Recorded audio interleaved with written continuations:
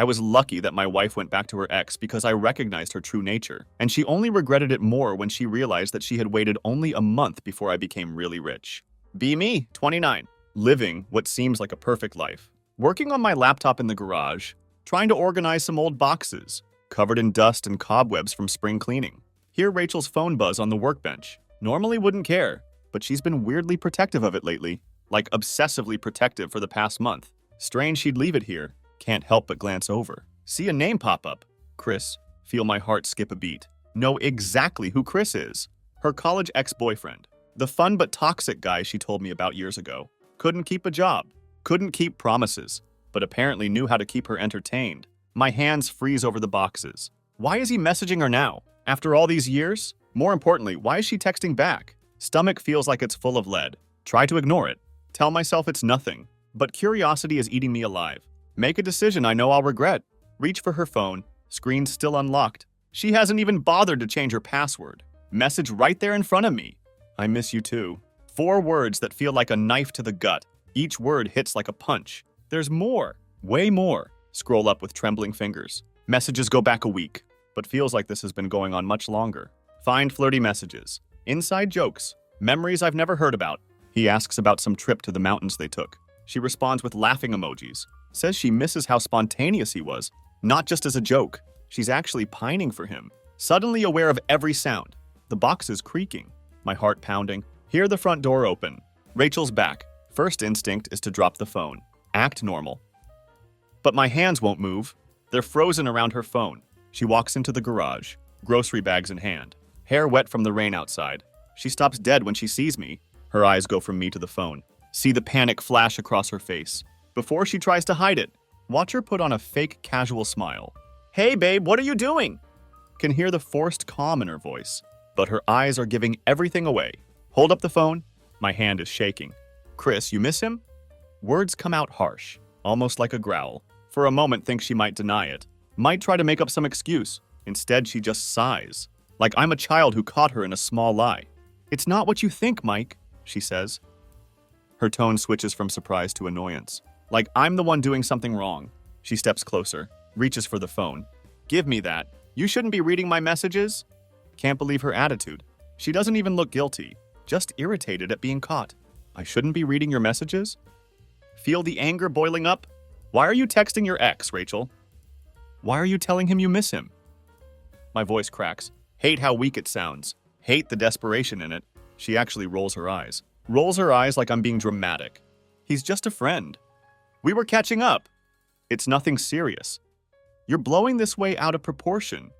Her voice is so calm, almost cold. It hits me how little she cares. How this moment means nothing to her. Shake my head. Let out a bitter laugh. Almost choke on the absurdity. Catching up. You're telling your ex you miss him. Reminiscing about old times. And I'm supposed to just be okay with that? She crosses her arms. Her gaze hardens. Look, Mike, I'm allowed to talk to whoever I want. You don't own me. Maybe if you weren't so paranoid, you'd understand that people can be friends with their exes without it being a big deal. The way she says it, that cold indifference. Something inside me snaps. It's not just what she's saying. It's the look in her eyes. No regret, no apology, just this cruel amusement.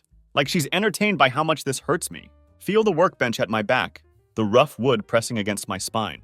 Realize there's nothing I can say, nothing that will make her understand. Because she doesn't want to.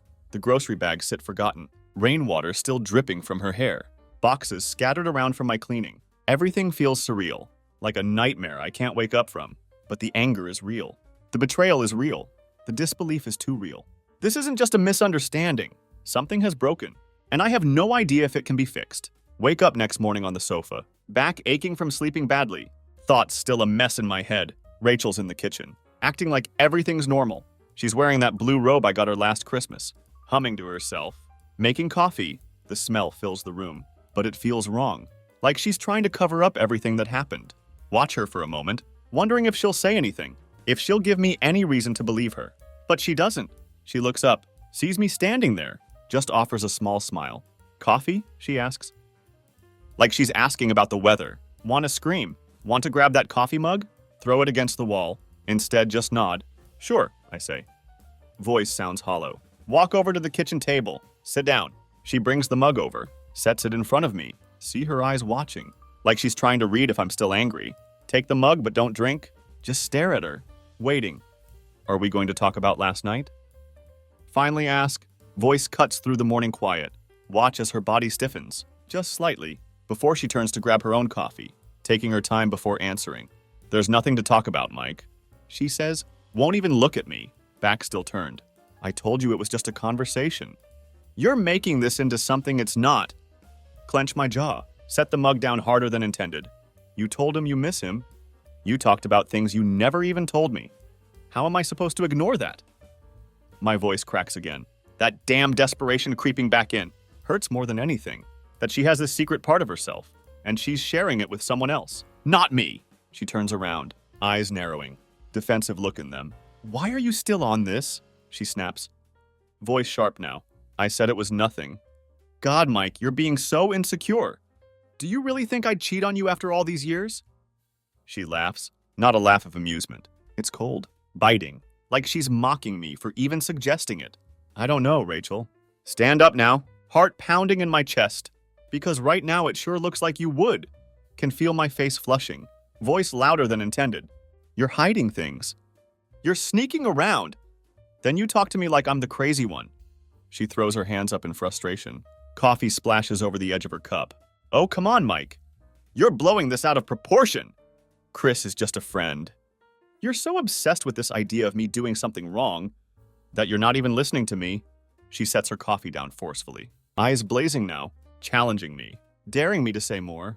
Take a step closer, voice lowering almost to a whisper. Why him of all people? Why Chris? You knew what this would look like. You knew how I'd feel. My voice breaks on that last word. Hate it. Hate the way she looks at me. Mix of pity and annoyance. Like she's already tired of this conversation. Maybe, she says. Her voice colder than I've ever heard it. Because talking to him was easier than talking to you.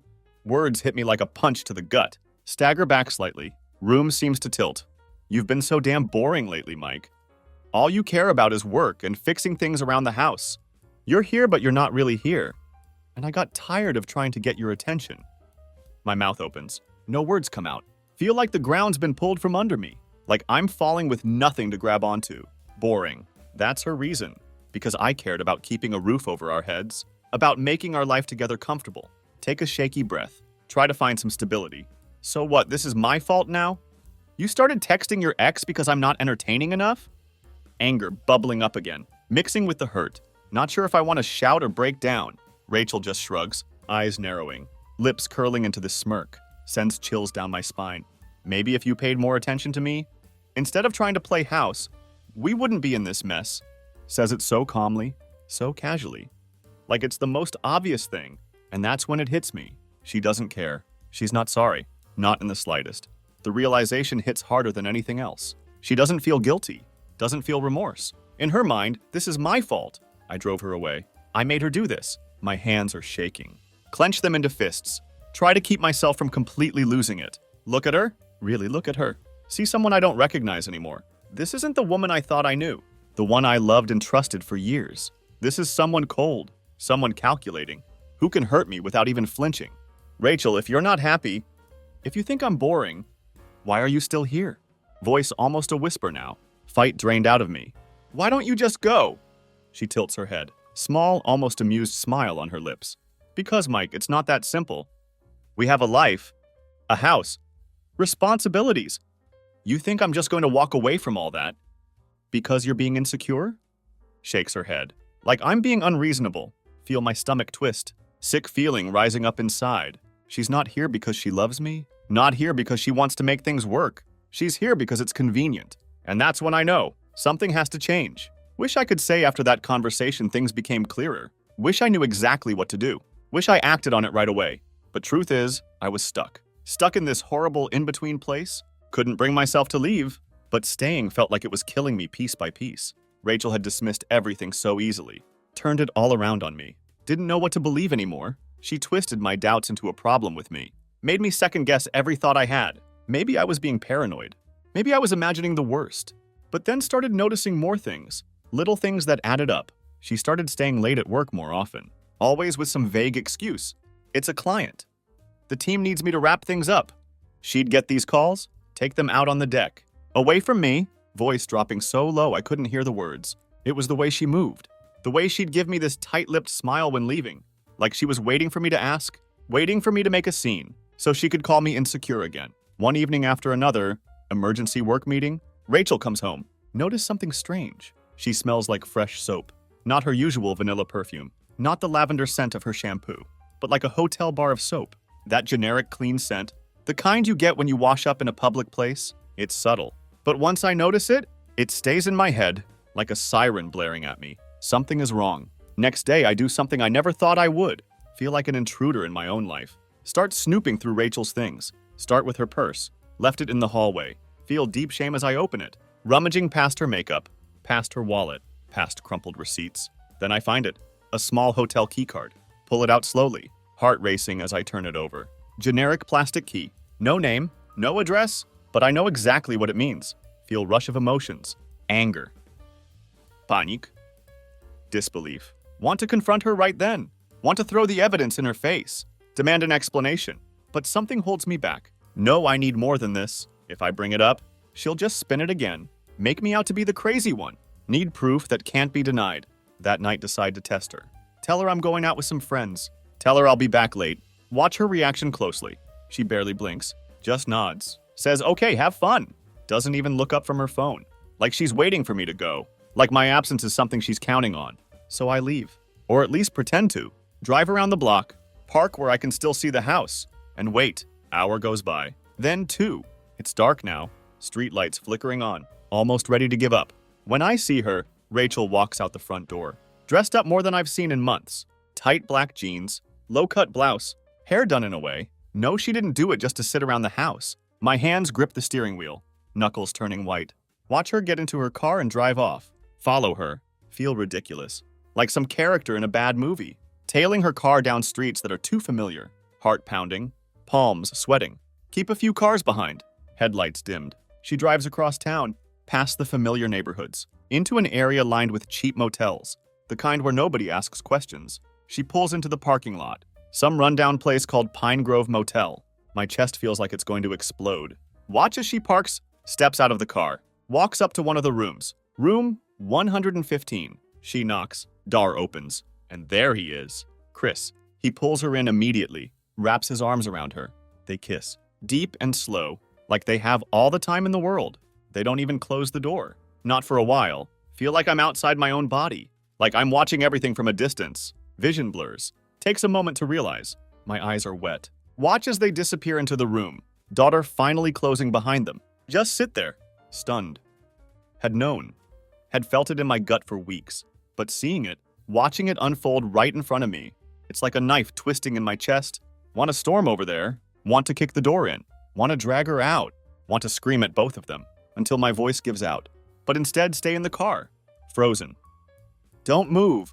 Don't even breathe properly. Just sit there staring at the door. Mind blank except for one thought. Keeps repeating. It's real. She's really doing this. She's really choosing him. Don't know how long I stay there. Minutes maybe? An hour? Eventually pull myself together enough to drive. Hands shaking so badly. Can barely keep the car straight. But I drive. Not even knowing where I'm going. Just needing to be anywhere but there. End up at some empty strip mall parking lot. Sit in the dark. Head on the steering wheel. Feeling everything crumble. The life I thought we had. The person I thought she was. It was all just a lie. And the worst part? She didn't even seem to care if I found out. Hit me then in the silence. In that empty lot, this wasn't about me. Not really. This was about her. Her needs. Her thrill. Her complete disregard for anyone but herself. Go home that night. Heart hanging by a thread. Thoughts a blur of questions and raw pain. When I walk into the house, everything feels wrong. The family photos on the wall. The art pieces we picked together. Even the stupid succulents on the windowsill. They all mock me. Make me realize how much of this life was built on a foundation. That Rachel had already torched behind my back. Too numb to sleep. Sit in the living room. Replay everything in my head.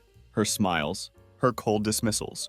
The way she'd gaslight me. Making me think I was the problem. She'd been playing with me. And I just let it happen. Convinced that love meant trusting. Even when things didn't make sense. How blind I had been. Around 3 a.m. hear her car. Pull into the driveway. Body tenses. Heart pounding as I listen. Key turning in the lock. Door opens quietly. Rachel slips inside, trying to move without making noise, like she's sneaking into her own home. After a night of guilty fun, thought makes my stomach twist in disgust. Stay in the dark. Watch as she tiptoes down the hallway. Almost makes it to the bedroom. Before I speak, where were you? My voice sounds strange in the silence, cold and unfamiliar even to me. Rachel freezes, her back to me. See her shoulders stiffen.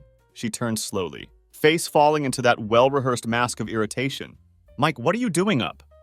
She asks, voice dripping with fake innocence. Like this is some silly misunderstanding. Stand up, switch on the lamp beside me. Light floods the room. See her clearly now? Makeup smudged, hair a mess, clothes wrinkled. Can almost still see Chris's hands on her. Stomach turns, bile rising in my throat. Force myself to speak. I asked where you were, Rachel. She sighs, rolls her eyes, trying to pass it off, like I'm being unreasonable again. I told you I had a late meeting. God, Mike, I don't know why you always have to do this. She moves to walk past me, step into her path, blocking her way. Stop lying to me. Say it low but sharp. See the flicker of uncertainty in her eyes, the slight shift in her expression, as she realizes that maybe, just maybe, I know more than she thinks. Mike, I'm not lying. She starts, but cut her off, voice rising now. All the anger, all the betrayal, finally boiling over. I followed you, Rachel. Words hang in the air like a gunshot. See her face go pale, eyes widening just for a moment, before she tries to recover, her mouth opening and closing, like she can't decide which lie to tell next. I saw you. Saw you go to him. Watched you walk into that motel room with Chris. So don't you dare stand there and lie to me again. For a second, the mask slips. See the panic, the guilt, but then her face hardens. She crosses her arms, chin lifting defiantly. So what, she says, voice dripping with cruel indifference. You were spying on me. You think that's okay? You're seriously messed up, Mike. Almost laugh at the audacity, the sheer brazenness of her. Trying to turn this on me. I'm messed up? Shout back. Take a step closer, hands shaking. You're cheating on me, Rachel. You've been sneaking around with your ex, and I'm the messed up one for finding out? Are you even hearing yourself? She looks at me, eyes cold and flat, just shrugs. You know what, Mike? Maybe I did go see Chris. Maybe I needed to feel something. Something other than this. She waves her hand at me. At our home, lips curling in disdain. You've been so caught up in your own little world. So boring and predictable. I needed something real. Something that wasn't just this. Her voice is so calm, so cruel. Feels like she's cutting me open. With every word, stare at her. The woman I had loved. The woman I had trusted with everything. Realized there's nothing left to save. Had thought maybe somehow we could talk this through. That maybe there was a way to fix it. If she was sorry. If she showed even the slightest hint of regret. But there's nothing, just this cold, calculating person who had already moved on from me in her heart. You're unbelievable. Whisper it, voice cracking. Feel tears welling up. Blink them back, refusing to let her see me break. I gave you everything, Rachel. Everything I had. And this is what you do? This is how you repay me? She rolls her eyes again. That damn smirk on her face makes me want to scream. You're being so dramatic, Mike. It's not like I planned for this to happen. It just did. And maybe you should think about why. Maybe if you weren't so obsessed with your boring routine, I wouldn't have needed to find something else. That was it. The final straw. Feel something inside me snap. No, there's no coming back from this. Take a deep breath. Chest aching. Look her in the eyes. I'm done, Rachel. Done trying to be what you want. If I'm not enough for you, then fine. You can have Chris or whoever else you want. But I'm done. For a moment, she looks taken aback, like she hadn't expected me to say it, like she thought I'd keep fighting for her, keep begging. Her mouth opens. No words come out. Can see the uncertainty, the fear that she pushed too far. I'm canceling the wedding. Voice firm now, even though my heart is shattering. And I'm cutting all contact. You can go be with Chris or whoever makes you feel alive. But I'm done. You're not worth this. You're not worth me. She stares at me, eyes widening. See the shock setting in, the panic. But I don't care anymore. Turn away. Grab my keys from the bowl, the ceramic one she made in that pottery class. Hear her call after me, voice sharp and panicked now. Mike, wait. But I don't wait. Walk out the door. Slam it behind me. Echo of it rings in my ears. It's over. And for the first time in weeks, feel something close to relief. Pain is still there. The betrayal, the loss, but also feel free. Free from the lies, the manipulation, the cruelty. Get into my car, start the engine, realize this is the first real step towards something better, something without her. Driving away that night feels like both the hardest and easiest thing I've ever done. Tears finally spill over, hot and relentless. But keep my eyes on the road, determined not to break down completely. Don't have a plan, head full of white noise, heart pounding in rhythm, with thoughts trying to shove away. Her words echo in my mind, boring, predictable, not enough, every syllable a slap, leaving me reeling. Drive until I find myself at an old friend's place. We haven't talked much lately, mostly because I got caught up in work and life with Rachel. But no, he's the one person who'll open the door, no matter what. Park haphazardly on the curb, stumble to his front door, eyes still wet, breaths coming in uneven gasps. Bang on the door, takes a minute. Hear familiar sound of locks being undone. Tom opens the door, blurry-eyed, wearing plaid pajama pants and a faded band t-shirt. He squints at me through the dim porch light, see confusion on his face, immediately give way to concern. Mike, what's going on? Steps aside, lets me in without hesitation. Walk past him into the living room, feel weight of everything collapse on me. Turn to face him, try to explain. But words won't come. All that comes out is a strangled sob. Tom's expression softens, without a word, walks over and pulls me into a hug. One of those strong brotherly hugs reminds me I'm not alone, even if it feels that way right now. Come on, man, sit down. I'll get you some water. Guides me to the couch. He leaves for a moment, sink down into the cushions, bury face in hands. Tears keep coming. Let them, pain like a dam breaking. Every emotion bottled up, over past few weeks, finally spilling out. The betrayal, the humiliation, the heartbreak, all of it comes crashing down at once. Tom comes back, hands me a glass of water, sits across from me, doesn't say anything, just watches, waiting for me to speak. When I'm ready, takes a while, before I can even find the words. She's been cheating on me, Tom. Finally manage, voice cracking. Rachel, she's been seeing her ex Chris? Watch as Tom's face darkens, his jaw clenching, eyes narrowing in anger. That piece of trash? Are you serious? He shakes his head, hand balling into a fist. I always knew she was trouble, man. Didn't say anything because you seemed happy. But damn, Mike! I'm so sorry.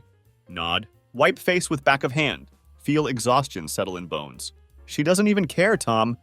Tried to make it my fault. Said I was boring. That I wasn't enough for her. Take shaky breath, staring down at water in hands. Canceled the wedding. I walked out. I think it's really over. Tom leans forward, voice low but full of conviction. Good. You don't deserve that, Mike. You've been bending over backward for her for years. She's treated you like an accessory, not a partner. I never wanted to interfere, but I could see it. She always took you for granted. He pauses, eyes meeting mine. Walking away was the right move. You deserve someone who sees what you bring to the table. Hearing those words, both comforting and gut-wrenching. Part of me knows Tom is right, but another part still feels like I failed, like I wasn't enough to make her stay. It's just, I don't know how to start over. Everything I've done has been with her in mind. The house? My job. Even the stupid little plans for the future. It's all built around her. Tom nods, his expression softening. I get it, man. And it's going to be tough. There's no sugarcoating that, but you've got a chance now. A chance to find out who you are without her. To rebuild something better, something that makes you happy. Not just comfortable. Let the words sink in. For first time, feel small glimmer of something. A spark of hope. Maybe I hadn't been happy with Rachel. Not for a long time. Been holding on because I was scared. Scared of what it would mean to let go. But now, sitting here with Tom, away from the toxicity, away from the lies, can finally breathe, can finally see. Maybe there's life beyond her. Beyond the mess she'd made of everything. Tom stands up, claps me on the shoulder. You're staying here tonight? No arguments. The couch pulls out, and I've got extra blankets. We'll figure this out. One step at a time. Nod. Too tired to argue, even if I wanted to. Watch as Tom pulls the couch into a bed, grabs blankets from the closet. Feel warmth in my chest. For first time in what feels like forever. I'm not alone. Have someone in my corner. Someone who sees the truth, who cares enough to help me. Pick up the pieces. That night on Tom's pull-out couch, staring at the ceiling, feel the ache in my chest. The grief of losing the woman I thought I loved, but also feel something else. A determination to find myself again, to figure out who I am. Without her shadow hanging over me, It hurts like hell, but know this is the only way forward. As sleep finally takes me, make myself a promise. Won't let her break me. We'll come out of this stronger, no matter how long it takes. Next morning is strange. Mix of exhaustion and clarity. World outside is waking up. Early autumn sun streaming through Tom's windows, painting everything in golden light. Feels almost surreal after the night I've had. Like somehow the world has reset. This is my first chance to start fresh. Roll off the pull-out couch, body aching, pad into the kitchen. Tom's already there, coffee brewing. He gives me a nod.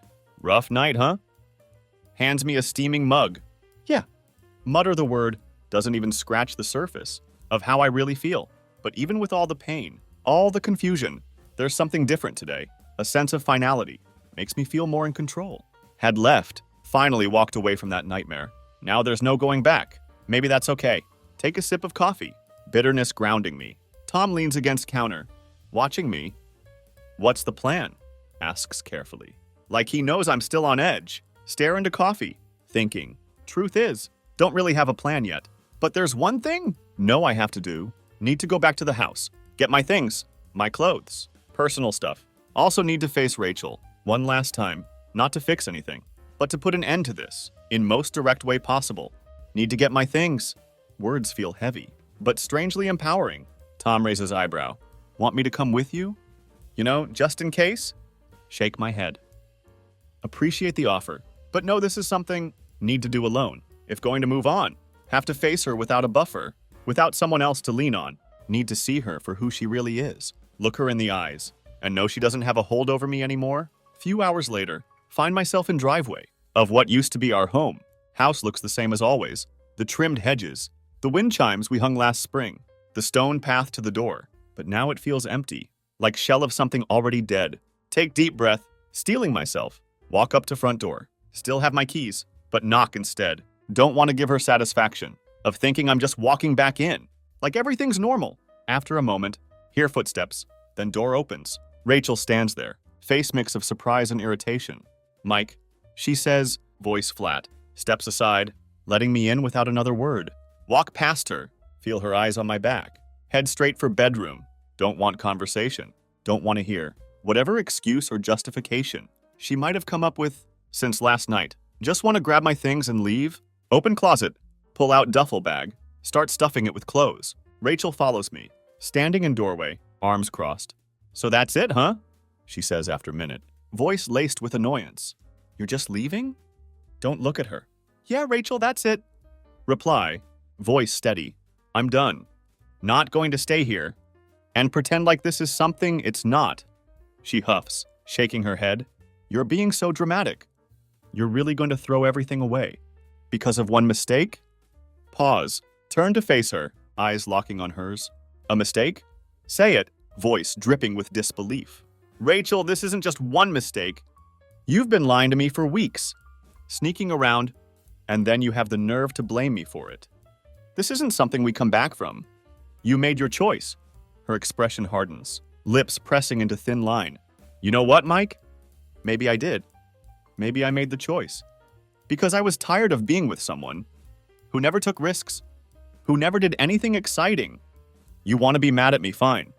But maybe you should look at yourself and ask why I had to look somewhere else. Feel flicker of old anger, that rage wanting to rise up, consume me, but push it down. Done giving her that power. Turn back to closet, grab last of my things, zip bag shut. You know what, Rachel? Say while slinging bag over shoulder. If that's what you need to tell yourself. To sleep at night, fine. But I'm done being the villain in your story. Just so you can feel better about what you did, walk past her, not even waiting for response. Head down hallway, toward front door. But then stop! One last thing need to do. Turn back to her, see surprise on her face. Reach into pocket, pull out my key ring, slide house key off, set it on hallway table, the one with family photos. That now feel like lies. I don't need this anymore. Say calmly, weight of key suddenly feeling light. This place, it's yours. I don't want any part of it. Turn away, open front door. For moment. Think I see something flicker in her eyes. Regret? Fear. Maybe even realization that she'd pushed too far. But doesn't matter anymore. Too late for any of that. Walk out door. Closes behind me. With soft click. Seems to echo louder than anything else. Stand there for a moment. On the porch, sun warming my face. Take deep breath. Feel like stepping into new world. World without her shadow hanging over me. It terrifies me, but also feels right. Walk to my car. Throw duffel bag in backseat. Sit behind wheel. Look at house one last time. Place where so many memories made. Then start engine. Pull out of driveway. Don't look back. As drive away. Strange sense of peace settling over me. Quiet acceptance. That this chapter of life, finally over. Don't know what comes next. Don't know where going. Or how long it'll take to heal. But know one thing. I'm free.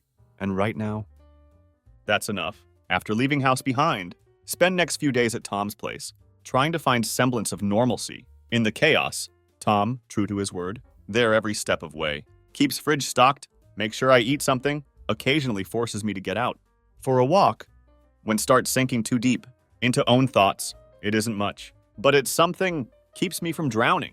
On third day, find myself in front of laptop. Strange sitting there, staring at blank screen. Knowing need to reach out to people who once were part of my life, friends I distanced myself from because been too wrapped up in Rachel and our future together. Click through contacts, hesitate over names that feel more like ghosts than real people. Ryan, he'd been closest friend in college, always ready for adventure. Remember hiking trips, late night talks about dreams, plans for future?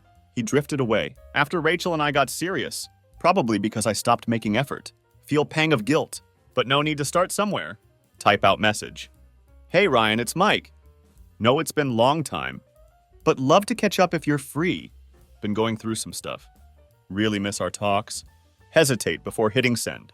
Take deep breath, click send. Message goes through. Close laptop, feels small weight lift off shoulders. Not much, but it's step. Later that day, get reply. Ryan's enthusiastic, surprised to hear from me, but more than willing to catch up. Suggests meeting at local brewery we used to hang out at for first time in weeks. Feel flicker of excitement. Not about escaping or running away from pain. About reconnecting with something real, something lost long before. Rachel's betrayal. Walk into brewery. Air thick with nostalgia. Place hasn't changed at all. Same wooden tables. Same vintage posters. Same exposed brick walls. Spot Ryan at back. His familiar grin flashing when sees me. Stands up. Gives me bear hug. Nearly knocks wind out of me. Mike, man, look at you, says pulling back, eyes searching my face. It's been way too long. You look different. Note of caution in his voice. Like he can tell. Things aren't quite right. Force a smile. Nodding. Yeah, it's been a ride, man. Take seat across from him. Craft beer already waiting for me. I guess I have a lot to fill you in on. Ryan leans back. Eyes still on me. But there's warmth there. Understanding. Take your time, dude. I'm here. Whatever you need, so I do. Slowly, haltingly at first, tell him everything about Rachel, about the betrayal, about finding her with Chris, about the breakup. Expect judgment or pity, but all see in Ryan's eyes is empathy. He listens without interrupting, letting me get it all out. When finally stop, drained, he nods. Mike, that sucks. I mean, there's no sugarcoating it. What she did was beyond messed up. But I'm glad you walked away. Seriously, man. You deserve better than that. Take sip of his beer, eyes not leaving mine. And I know it's probably last thing you want to hear right now. But this is a new beginning. You can finally do things for yourself again. No more walking on eggshells. No more second-guessing every little thing just to keep someone else happy. Look at him, his words sinking in. Realize how right he is. For so long, had been trying to mold myself into what thought Rachel wanted, losing myself bit by bit. In process, had made my life about her happiness, her needs, and now without that, feel untethered. But maybe, for first time, that isn't bad thing, could find out what I wanted, who I was, spend rest of night talking, not just about mess left behind, but about everything else, our old adventures, what he'd been up to, things we'd missed in each other's lives. Feels good, like slipping back into comfortable rhythm. Realize how much miss this simple joy of friendship. Without strings attached, without constant weight of trying to be enough for someone who never really saw me. By time leave brewery, feel lighter. Pain of what happened with Rachel. Still there? Dull ache that no. Will take long time to fade. But it isn't consuming me anymore. Have people who care about me, who want me around for who I am, not for what I can do for them. That's something worth holding on to. When get back to Tom's, he's waiting up. half-empty pizza box beside him. Watching some late-night documentary. Glances up as walk in, eyes narrowing in mock suspicion. Well, look who's back. You smell like craft beer and nostalgia. How was it? Laugh, genuinely this time, shaking head. It was good, man. Really good. Drop onto couch beside him, grab slice of cold pizza. I think I'm going to be okay. Tom smirks, gives me playful shove. Damn right you are. And just remember, you've got me. And now Ryan's back in picture. You're not alone in this. For first time in weeks. Feel that truth down to bones. Not alone. Have people who care. Who are there to help me? Pick up pieces. And small as it seems, it's everything need right now. Foundation to start building on again? That night lying on pull-out couch. Feels strange sense of calm wash over me. No, still have long way to go. That road ahead going to be rough. Filled with moments that will make me question myself. And everything been through. But also no, not broken. Hurt maybe, shattered in places, but not broken beyond repair. Have chance now. Chance to rebuild. To figure out who I am. Outside of Rachel's shadow, as close eyes, sleep finally taking me. Know that I'll take that chance. Whatever it takes, find myself again. Step by step, one day I'll be standing. On solid ground. Stronger than before. That thought, more than anything, brings sense of hope. Haven't felt in long time. Next few weeks, all about redefining life. One small step at time. Find new place. Modest apartment in North District. By the riverside. It isn't much, but it's mine. Feels like blank slate. Somewhere to start over. Without any memories of her. Haunting every corner. Spend first few days setting it up. Buying new dishes. New sheets. Even new leather sofa. Something almost therapeutic. About picking out things just for me. Choosing what I like. Without worrying if Rachel would approve. Keep in touch with Tom and Ryan. Both of them encouraging me. To get out. To live again. They become my lifeline. Pulling me from dark moments. When weight of everything threatens to pull me under, we'd grab coffee, go for runs, or just sit around. Talk about anything but relationships. They never push me to talk about Rachel, but also make sure I know. They're there whenever need to vent. One Saturday, Ryan invites me to party. Hesitant at first. Just idea of being around strangers. Having to socialize feels exhausting. But he insists, part of me knows, have to start living again. Can't just keep hiding in safety of new apartment. So I go, parties at Ryan's coworker's place. Modern loft downtown. House filled with people don't know. Turns out to be blessing. No one knows my story. No one looks at me with pity or asks how I'm doing. Just Mike, the new guy, feels good. Liberating even to just be anonymous. To blend in without weight of my past hanging over me. Grab glass of wine. Lean against kitchen island. Taking in scene. People laughing, talking. Jazz music playing softly. In background. For first time in a while, don't feel out of place. Watch as Ryan chats animatedly. With group by window. His laughter echoing across room. He catches my eye. Gives me thumbs up. Can't help but smile. Then someone catches my attention. Woman standing by herself. Near balcony doors. Looking out at city lights. Has wavy auburn hair that frames her face. Something about her seems almost peaceful. Don't know what it is, but something pulls me toward her. An impulse haven't felt in what seems like ages. Walk over. Clear throat to announce presence. She turns, her eyes meeting mine. She smiles. Genuine warm smile. That reaches her eyes. Hey, say bit awkwardly. Mind if I join you? Not at all. She says, voice soft but inviting. I'm Anna. Mike? Reply. And for a moment, we just stand there, looking out at city lights. Beyond window. We talk for a while. Starts with usual small talk. How we know Ryan, what we do for work, but eventually shifts. Find myself telling her about moving into new place, about how it's first time in years. Living on my own? She listens without interrupting, her gaze steady and kind.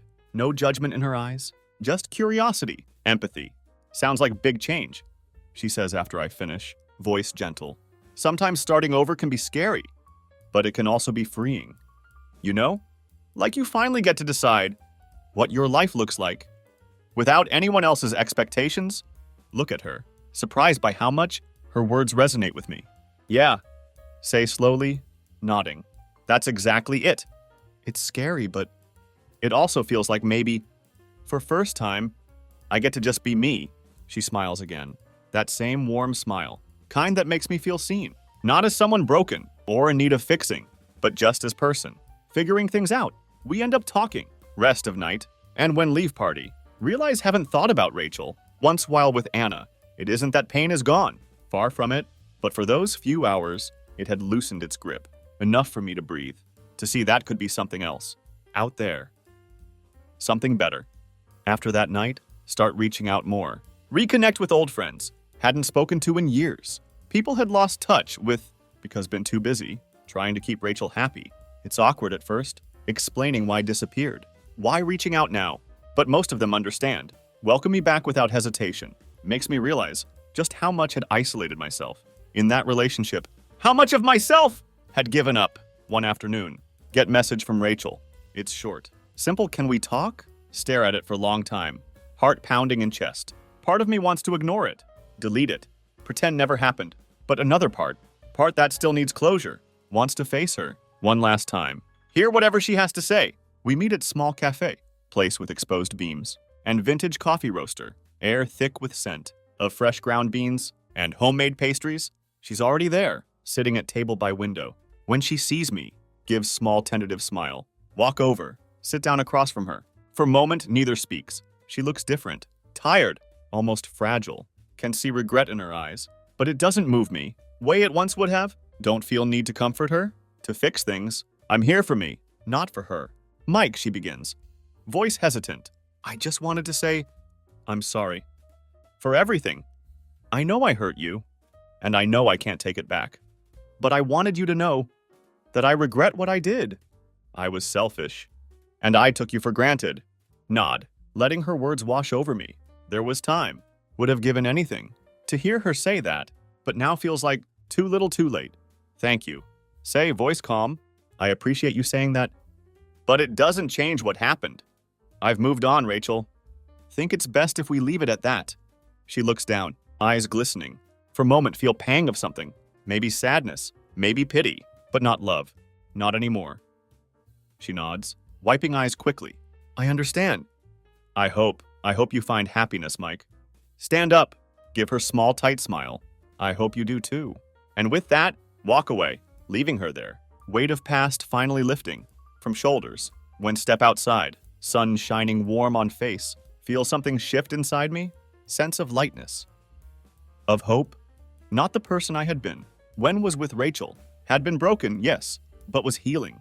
Finding myself again, slowly but surely. As walk down street, city bustling around me, know that this is just beginning. New chapter, new version of me. One that isn't defined by pain of past, but by strength it took to move forward. And for first time in long time, feel ready to embrace whatever comes next.